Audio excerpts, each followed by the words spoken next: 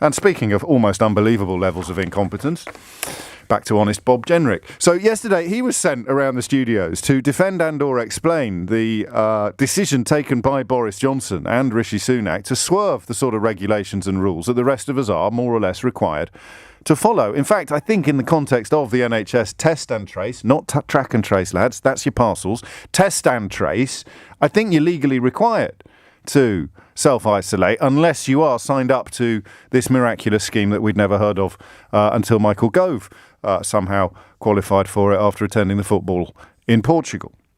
So honest Bob Jenrick sitting in the back of a car on his way back from Sky. You can just imagine him, can't you?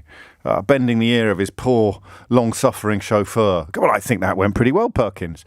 I think that went pretty well, don't you? Few forward defensives, couple of cover drives, pull to leg from old Trevor Phillips. Oh yeah, thwack, boom, and old Johnson knows me one now. I've gone out and taken a bit of a beating for him, haven't I? Sticking up for him and his refusal to self-isolate. I'm terribly sorry. His absolutely correct and accurate decision to avoid self-isolation. And then on the radio, you can just imagine it. He's sitting in the back of the car, patting himself on the back. Poor old honest Bob Jenrick.